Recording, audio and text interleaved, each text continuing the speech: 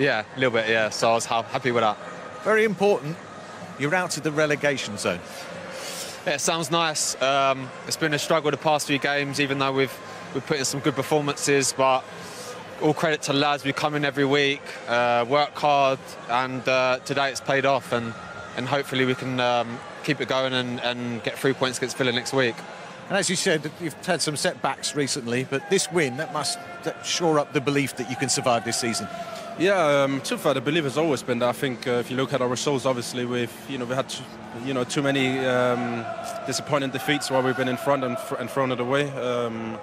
But I think looking throughout the whole season, I think we've been doing good. It's not like we're playing bad football or anything. We're playing well. We're working hard and we're looking good.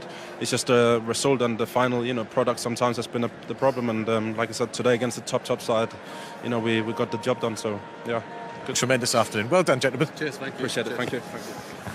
Bournemouth's top scorer doing the job for the Cherries, and not just the manner and the result, Karen, but the way they responded after the heartache of last week at the Emirates, which might well have knocked a lot of other teams out of their stride. Yeah, well, I was reading earlier that when they lost 9-0 to Liverpool in the start of the season, they felt that last week losing in the manner that they did was more heart-wrenching to them. It really hit them hard. So you're right, it's how do you react, how do you get up for that? And then you're looking at Liverpool at the fixtures and thinking, I've just beat Man United 7-0, but they didn't look like it hit them in the confidence way. They came out, they started really well, defended well and looked a constant threat on the counter-attack. And for me, Liverpool were really, really poor, lethargic, unorganised and way too easy to play through in the midfield. It was complete opposite performance against Manchester United. But today it was Bournemouth's day and deservedly won the game and find themselves now in a better position than when they started the day up the table. Why can't Liverpool find this consistency? Why have they been so disappointing away from home in particular this season? Well, it's the million-dollar question, isn't it? I bet you Jurgen Klopp's thinking that to himself. There is no one reason why Liverpool have been poor this season. There's plenty of them, and you can find plenty of them. But the inconsistency is the one, Steve. I mean, if Liverpool had been rubbish all season, then you could think to yourself, OK, well, there's a lot that needs to be changed here. But they go and beat Manchester United 7. They go and beat Bournemouth, 9 at the start of the season. They beat Manchester City 1-0 in a brilliant game. Great performance from Liverpool. So they've shown signs throughout the season that they are right at that top level. But they only do it sporadically. And that's the problem. They can't do it consistently at the moment. And excuses are running out in terms of injuries because they've got virtually the full quota of players. It was 10 of the 11 players who scored 7 past United who started today.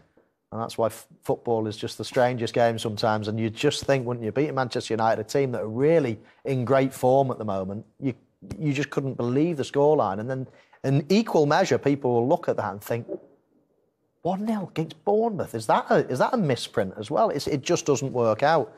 But when you watch the game, it absolutely worked out. Bournemouth, you can't say they didn't deserve the points. Yeah, the bottom club, Southampton, have actually won more away games this season than Liverpool. So many questions. We'll wait for the answers from the man who is the Liverpool manager, Jurgen Klopp. Jurgen, you must be very disappointed with that performance.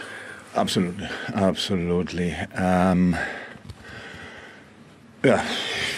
Oh, what can I say? It was never really our game. Of course, we were dominant in the first half, but lost there already balls in the wrong moment against a compact side. They had their counterattacks, what they wanted to have. We didn't have. Yeah. I really think that the spaces where we had to play were super clear, were super open. We didn't use it often enough, half spaces next to their 2 midfielders. The rest was more or less busy with covering other spaces, but we didn't use that often enough.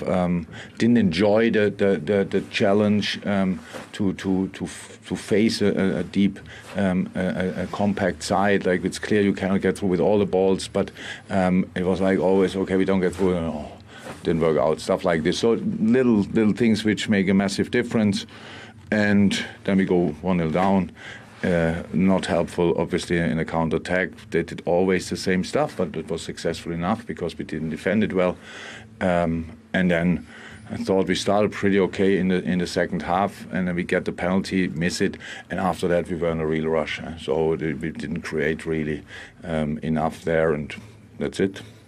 That Billing goal, was there a discussion afterwards about the defending for that goal? Oh yeah, of course. I cannot go through it completely. Pass the ball, don't cover the space. I think I don't know 100% anymore how the positioning was. I need to watch it back. But in the end, a ball comes from the outside to the inside, and probably it should be defendable as well. But I have to watch it back. And Mo Salah is the man that you guaranteed to score mostly. Just inexplicable. Yeah. Obviously, the last penalty we got was somehow, I don't know when it was, in the league at least, it's long ago. And obviously, that's, yeah, so it's completely hypothetical, but I think if you score there, the game could turn. That doesn't make the performance better, but could change the result at least. So that's it. But he scores goals. He scores a lot of goals, and now he missed the penalty. That's life. And we talked about before the game about the strength from right down through the Premier League that a result like this can always happen. Yeah, and it was clear from the first second. Come on, we come here and Bournemouth fights for staying in the league.